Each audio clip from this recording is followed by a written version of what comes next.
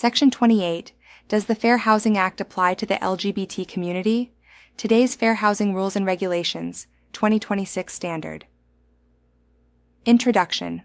Where the law has evolved.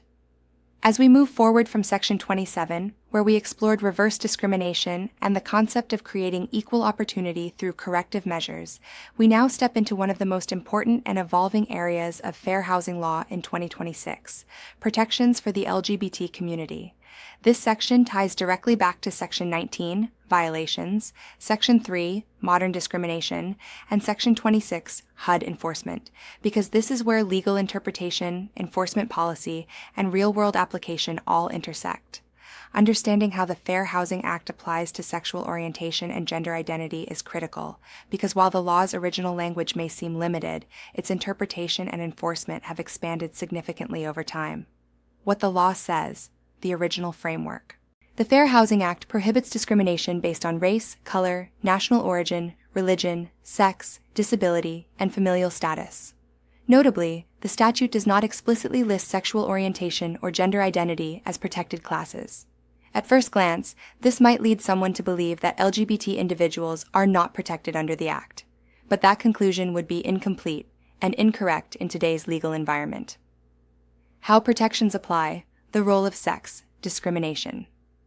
Even though sexual orientation and gender identity are not explicitly listed, courts and federal agencies have interpreted the term sex to include discrimination based on gender stereotyping and nonconformity. This means that discrimination against someone for not conforming to traditional gender norms, such as how they dress, act, or identify, can be considered sex-based discrimination, which is prohibited under the Fair Housing Act 2026 Insight. The law has expanded through interpretation, even if the original wording has not changed. Real-world case, Smith v. Avanti, 2017. Let's bring this into a real-world example. In the case of Smith v. Avanti, a property owner refused to rent a home to a family because of their unique relationship, which included a transgender individual and their spouse. The court ruled that this refusal constituted discrimination based on sex, specifically due to gender stereotyping. The court recognized that discrimination against someone for not fitting traditional gender expectations is no different than other forms of sex discrimination. This ties directly back to Section 3. Modern discrimination is often subtle and rooted in assumptions or stereotypes. Familial status and LGBT protections. Overlapping issues. In the same case, the family also faced discrimination because they had children, which falls under familial status, another protected class.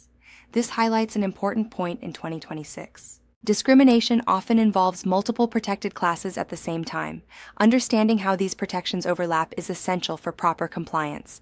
HUD's equal access rules, expanding protection. Further beyond court decisions, HUD has taken additional steps to ensure equal access to housing for LGBT individuals. HUD's equal access rules require that housing funded or insured by HUD be made available without regard to sexual orientation, gender identity, or marital status. These rules also require that individuals be treated according to their gender identity, transgender individuals not be subjected to intrusive questioning, housing providers update policies to ensure equal access. This means that in federally funded housing, discrimination based on sexual orientation or gender identity is clearly prohibited. 2026. Reality. Even where the statute is silent, enforcement is not. Mortgage lending and housing access. Broader protections. Protections extend beyond renting and buying. Under HUD guidelines, it is prohibited for lenders to deny FHA-insured mortgages based on sexual orientation, gender identity, or marital status. Similarly, housing providers receiving HUD funding cannot deny housing or services based on these characteristics. This ties directly back to Section 19 and Section 20. Federal involvement increases compliance requirements. HIV/AIDS status.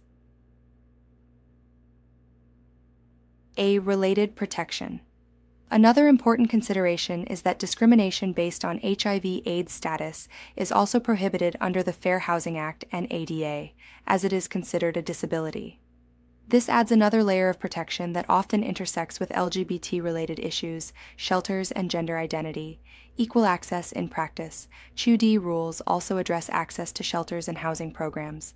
Facilities must provide access based on an individual's gender identity and cannot segregate or isolate individuals solely because they are transgender.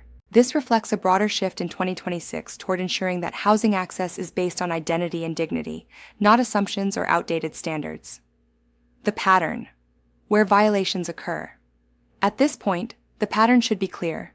Violations occur when decisions are based on stereotypes, individuals are treated differently due to identity, policies fail to recognize evolving protections, access is denied based on perceived differences, compliance occurs when equal treatment is applied, policies are inclusive, decisions are based on qualifications, not identity, housing access is provided without bias. Bringing it all together, the 2026 professional standard. In today's real estate environment, the question is no longer whether fair housing laws apply to the LGBT community. The answer is yes, through both legal interpretation and federal enforcement. As a professional, your responsibility is to understand how the law is applied, not just how it is written. Recognize that sex discrimination includes gender identity and stereotyping. Apply fair housing principles consistently to all individuals. Avoid assumptions, biases, or stereotypes in any transaction. Because in 2026, fair housing compliance is not just about following the law. It's about understanding how that law has evolved to protect all individuals equally. The takeaway is simple. Fair housing protections are broader than they appear, and your responsibility is to apply them with fairness, accuracy, and respect. Online discussion. Question 1. Does the Fair Housing Act explicitly protect sexual orientation and gender identity? Answer: no, but protections apply through the interpretation of sex discrimination and HUD enforcement rules. Question 2. How does gender stereotyping relate to fair housing violations? Answer: discrimination based on failure to conform to gender norms is considered sex discrimination under the Fair Housing Act. Question 3. What do HUD's equal access rules require? Answer: that housing be made available without regard to sexual orientation, gender identity, or marital status.